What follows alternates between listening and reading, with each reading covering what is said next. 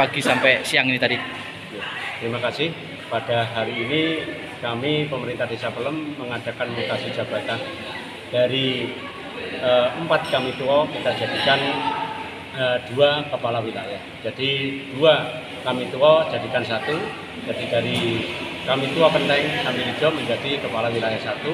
Kemudian kami tua 3 dan 4 kita jadikan wilayah 1. Dikarenakan kita melihat dengan peraturan tentang STTK itu adalah rampingan organisasi di tingkat desa sehingga kita bisa efisien terhadap penggunaan APBDes. Sehingga kami beranikan untuk bisa merampingkan dengan menjadikan 4 kami tua menjadi 2 kepala wilayah. Tadi menurut Pak Eko baru pertama kali terjadi di Magetan dan di Desa Pelem ini. Apa yang mendorong Mbak Eko Lurah berbuat seperti ini? Yang pertama tadi kita sampaikan bahwa itu adalah untuk efisiensi APBDes, jadi untuk efisiensi anggaran. Yang kedua, karena di Desa Pelem kita mencoba untuk memanfaatkan RT, RW dan juga anggota BPD untuk bersama-sama menjadikan Desa Pelem itu desa yang aman, nyaman, kemudian Kamtipmas terjaga, kemudian juga untuk masyarakatnya juga bisa terjamin dan sejahtera. Jadi kita Mbak, ada perubahan kerja nggak dengan adanya perubahan ini, perampingan ini? Mudah-mudahan dari perampingan ini kami berharap untuk kinerja daripada khususnya untuk kepala wilayah bisa benar-benar optimal. Dikarenakan juga wilayahnya walaupun wilayah besar, tapi karena sinergi dengan ketua RT, RW dan masyarakat, khususnya juga anggota BPD, ini bisa optimal. Sempat ada penolakan Mbak terkait perampingan ini? Ya insya Allah tidak ada, karena sebelum kita mengadakan perampingan ini kita sudah bermusyawarah dengan BPD, kemudian dengan RT, RW atau masyarakat sudah kita sampaikan. Kalau dengan perampingan ada kenaikan kalau kita wilayah, kejajaran jelas otomatis kenaikan ada, karena dari 30% yang harusnya kita jabarkan 12 menjadi 10, itu jelas ada. Mengawali kegiatan pada pagi hari, menyanyikan dengan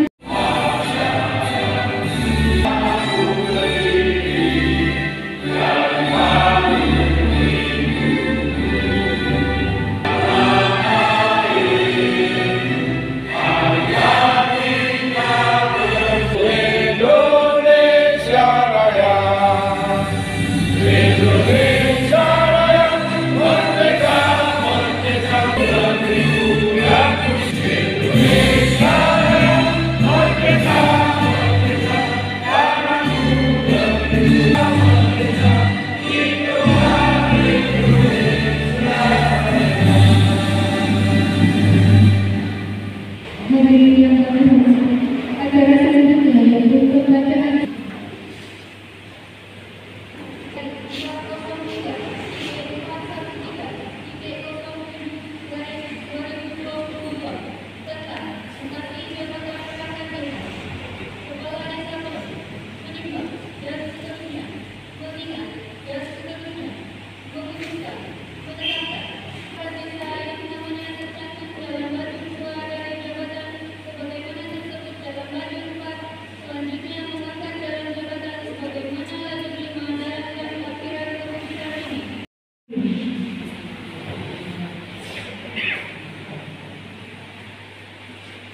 pendahuluan sumpah ini.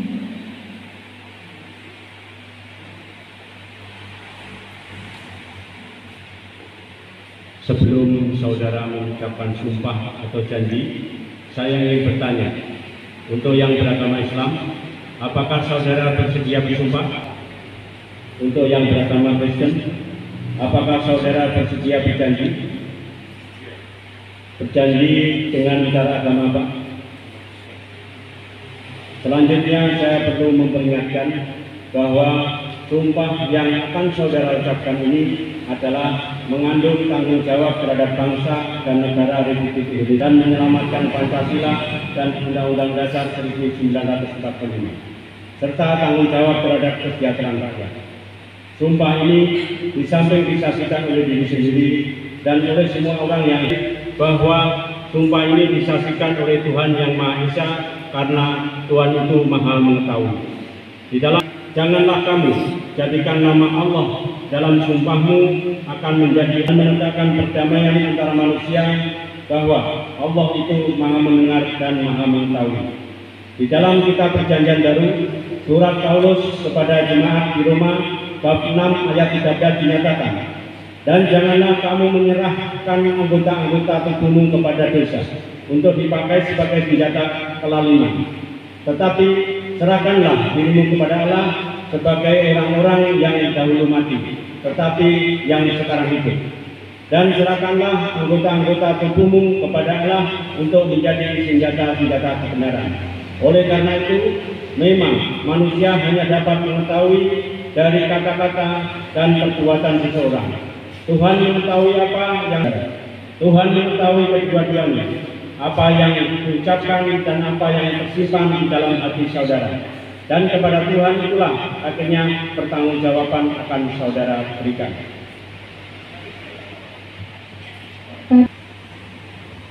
Untuk yang beragama Islam, ikuti kata-kata saya. Demi Allah saya bersumpah, Tuhan saya berjanji bahwa saya akan memenuhi kewajiban saya selaku perangkat desa dengan sebaik-baiknya, sejujur-jujurnya, dan seadil-adilnya, bahwa saya akan selalu taat dalam mengamalkan dan mempertahankan Pancasila sebagai dasar negara, bahwa saya akan menegakkan kehidupan demokrasi dan Undang-Undang Dasar Negara Republik Indonesia tahun 1945, serta melaksanakan segala peraturan perundang-undangan dengan seluruh-seluruhnya yang berlaku bagi desa, daerah, dan negara Kesatuan Republik Indonesia. Untuk yang beragama Kristen, semoga Tuhan menolong saya. Fakta integritas. Pejabat yang telah diambil sumpah, saudara perangkat desa mengambil Saudara Sutarmani, Kepala Wilayah 1 Desa.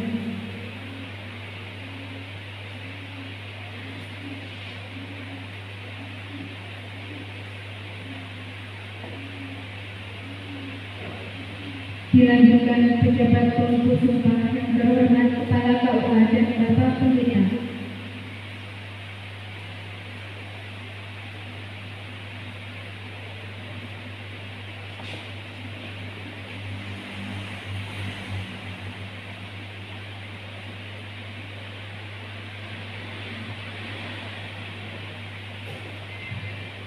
Dan dilanjutkan saksi-saksi Bapak dan Nama.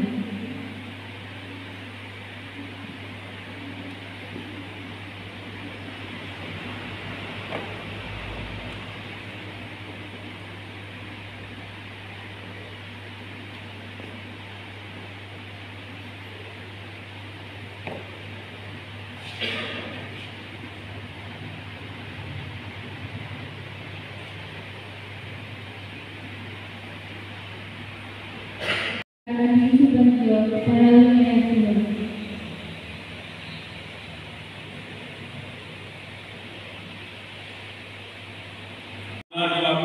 Bulan Desember tahun 2022, saya Kepala Desa Pelem, Kecamatan Karangrejo, Kabupaten Magetan, dengan resmi melantik perangkat Desa Pelem, Kecamatan Karangrejo, Saudara Sutarman sebagai Kepala Wilayah 1, Saudara Adi Subagio sebagai Kepala Wilayah 2. Berdasarkan keputusan Kepala Desa Pelem nomor 188/54 F/413.413.07 tanggal 20 Desember 2022 tentang mutasi jabatan perangkat desa Pelem. Saya percaya bahwa saudara akan melaksanakan tugas ini dengan sebaik-baiknya, sesuai dengan tanggung jawab yang dibebankan kepada saudara.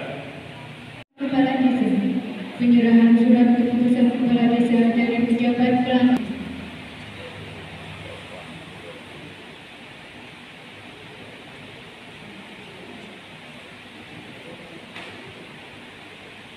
Pejabat pelantik yang kedua. Perampingan organisasi itu menjadi penting. Kenapa? Masih banyak teman-teman kita yang kita masih belum diizinkan. Tapi kalau perampingan boleh. Kalau perampingan boleh. Kemarin ada yang karena terbawa pola lama itu ada namanya pembantu kasus. Ada cukup tiap lingkungan atau tiap kementerian ada. Nah, ini balik seperti dulu. Tadi saya tertarik dengan bahasa Mas Eko. Kalau perampingan monggo, tapi kalau penambahan sulit untuk saat ini. Itu bagaimana? Jadi begini, untuk efisiensi penyelenggaraan pemerintahan desa, akhir-akhir ini kan muncul lagi permasalahan 30-70. Nah, 30 itu rata-rata pemberatannya di jumlah personil. Kalau personilnya sudah ada, kita kan tidak bisa ngurangi karena aturan. Maka kita mendorong desa-desa itu mengoptimalkan kinerjanya. Nah, ini salah satu contohnya di Magetan, satu-satunya ini yang saya baru alami selama saya jadi kepala dinas, perampingan organisasi. Selama ini ketika ada formasi yang kosong, orang itu cenderung untuk rame-rame ngisi, gitu ya. Ada yang kosong diisi, gitu. Tapi kalau fungsi ini kecuali KUR kasih sekdes ya. Kalau kami tua kan bisa digabung. Nah, yang dilakukan di Pelem ini penggabungan kami tua. Artinya dari 4 wilayah kami tuan digabung Jadi dua. Ini menjadi menarik karena apa? Efisiensi anggarannya pasti terjadi. Yang pertama, tanah kas desanya bertambah. Yang kedua, operasional penyelenggaraan pemerintahan desa terkurangi 2 orang. Dan yang ketiga, ini memacu semangat teman-teman untuk meningkatkan kinerjanya, sehingga tunjangan kinerjanya itu parameternya bisa bertambah. Arahnya ke sana. Kalau untuk penambahan kita tidak izinkan. Jadi misalkan kami tuanya 3 dipecah jadi 8, gitu. Nggak kita izinkan malah. Arahnya ke sana, ke efisiensi, Mas. Kesulitannya untuk menerapkan ke desa lain apa? Kultur. Yang paling sulit mendobrak itu adalah kultur. Dulu perangkatnya jumlahnya sekian, harus minta sekian. Kita tahu organisasi ini kan berubah terus. Dulu ada namanya pembantu kasut, sekarang kan tidak ada. Nah, itu kalau dikembangkan terus, kita ini mendorong jumlah personilnya sedikit, tapi fungsinya yang kita kedepankan. Kerjanya berarti ya. Iya, jadi arahnya ke sana. Itu kan nanti mekanisme kerja nih. Iya. Sejauh ini ada pendampingan dari dinas terkait. Iya. Sebenarnya apa yang harus dilakukan dengan Jadi mungkin begini, tanggung jawab khusus, bertambah gitu. Gini, SOTK itu kan ada ketentuannya. Penambahan jumlah KUR kasih itu tidak bisa. Karena apa? Ada hitung-hitungannya. Desa itu masuk swadaya, swasembada atau swakarsa. Nah, di sini ini masuk swasembada. Karena apa? 3 KUR, 3 kasih itu sudah pola maksimal. Yang bisa dirampingkan itu kami tua. Jadi kami tua ini kan kewilayahan. Nah, teman-teman ini seringkali terkontaminasi pekerjaan yang tadi saya sampaikan. Ya. Kalau urusan pemerintahan itu hukumnya formal. Nah, yang seringkali itu non formalnya yang dikedepankan, sosial kemasyarakatan. Jadi ukurannya jadi bias. Nanti ke depan kita akan semakin perketat lagi. Makanya nanti insya Allah kita akan keluarkan 3 peraturan bupati. Peraturan bupati tentang jam kerja, peraturan bupati tentang seragam, pelantikan saja tidak lengkap kan seragamnya. Nah, yang ketiga adalah peraturan bupati tentang kinerja. Jadi kinerja itu tidak hanya sejarah nyambut gaya, tidak hanya melakukan kantor toh, begitu. Tapi kita akan terapkan seperti pemerintah daerah. Apakah tadi ada pengawasan di tiap desa nanti, Pak? Iya. Kan karena sulit untuk melakukan itu. Jadi gini, ini yang kita dorong, kewenangan camat kita tambah. Makanya mulai 2021 kemarin, APBDes kalau dibuat itu harus diverifikasi camat dulu, dipaparkan dulu di camat. Dan tadi ada pembangunan, ya. Pembangunan itu tolong jangan ditaruh di depan. Saya tidak melarang pembangunan, tidak, tapi skala prioritas penggunaan dana desa itu didulukan dulu. ya kan? Untuk kegiatan ABCD, stunting dan lain sebagainya itu masuk dulu, sisanya baru pembangunan. Desa yang diusulkan termasuk teman-teman saya yang BPD, tokoh masyarakat, kalau mengusulkan itu selalu pembangunan. Sehingga duitnya mesti rasa sedang pembangunan gaya apa? Hot mic, gaya rampung. Mama, ini pasti kita sendiri pernah mengalami ya. Pasti ditentang terus. Iya, makanya kita harus sama-sama merubah image ini kan tidak mudah. Merubah kultur itu tidak mudah. Budaya yang sekian lama, dulu ada pergeseran loh ya. Tadi saya sampaikan, adanya dana desa, pembangunan itu sekarang menjadi dominan di pemerintah. Ya, swadaya masyarakat sudah tidak ada lagi. Itu sebabnya masyarakat sekarang apatis, jalan rusak, nggak diperbaiki, malah ditanduri, kan begitu. Kan sebetulnya bisa itu diperbaiki. Kita akan mendorong ke arah pemberdayaan. Makanya dinas saya itu namanya bukan pemerintah desa, pemberdayaan masyarakat dan desa. Jadi pemberdayaan yang saya depankan. Perbumnya kapan?